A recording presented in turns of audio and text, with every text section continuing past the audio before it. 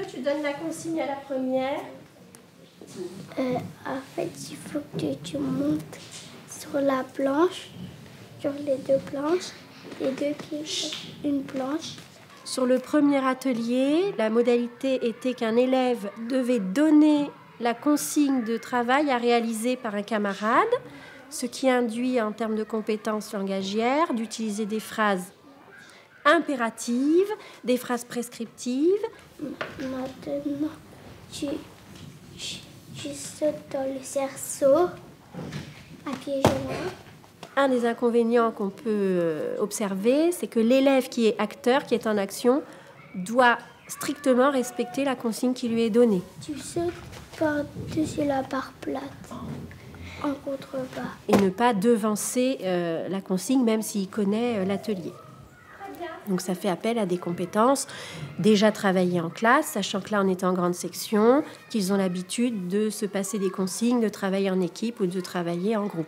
Si on ne l'a pas fait préalablement en classe, il faut être capable de mettre des petits exercices en place avant de demander aux élèves d'être prescripteurs de consignes. Tu m'expliques ce que fait Clément. Il franchit dans le rond. Comment il franchit? Comment il a franchi? En sautant. Il a sauté? Non. Chut.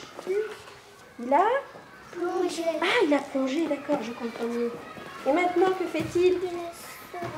En franchissant, Pour l'atelier numéro 2, donc là, on avait une modalité purement dans l'observation. Les camarades faisaient leur parcours, leur atelier, sans qu'aucune consigne ne soit donnée oralement. Donc les enfants qui arrivaient ensuite sur le parcours devaient procéder par imitation, par observation fine de ce qu'ils avaient vu précédemment. pieds joints. À pieds joints.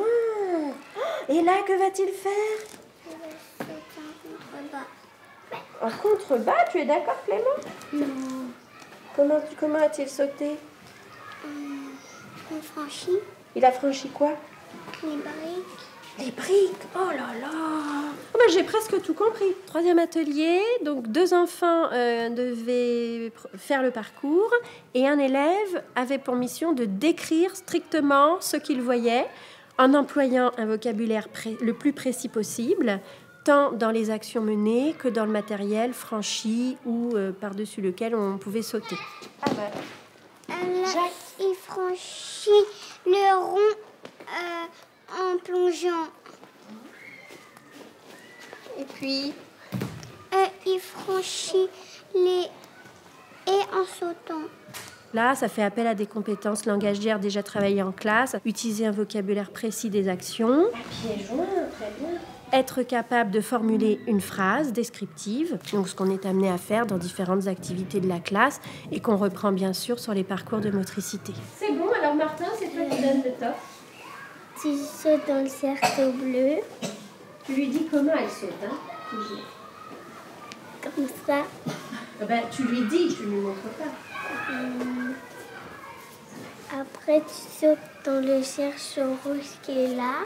4e atelier, donc là un atelier de saut organisé avec des cerceaux. Et la modalité de travail était qu'un élève devait également donner consigne précise au camarade pour que celui-ci puisse réaliser les actions. Tu sautes dans le cerceau rouge. On se rend compte que sur un atelier comme celui-là, le risque, c'est d'avoir une répétition d'une consigne identique qui est un petit peu lassante pour le camarade qui fait l'action et qui ne montre pas toutes les capacités de langagière de l'enfant qui est prescripteur de consignes. Que s'est-il passé, Luna? Qu'est-ce que tu nous as dit? J'ai dit qu'en fait, il commence toujours de la même façon et après, on n'a pas envie de sauter toujours de la même façon. On sait aussi qu'à cet âge-là, les enfants ont parfois du mal à donner un ordre à un camarade. Il faut que les enfants soient très à l'aise avec ce vocabulaire et très à l'aise entre eux pour se donner des consignes, parce qu'on se rend compte que même des enfants qui connaissent ce vocabulaire ne l'emploieront pas forcément en situation.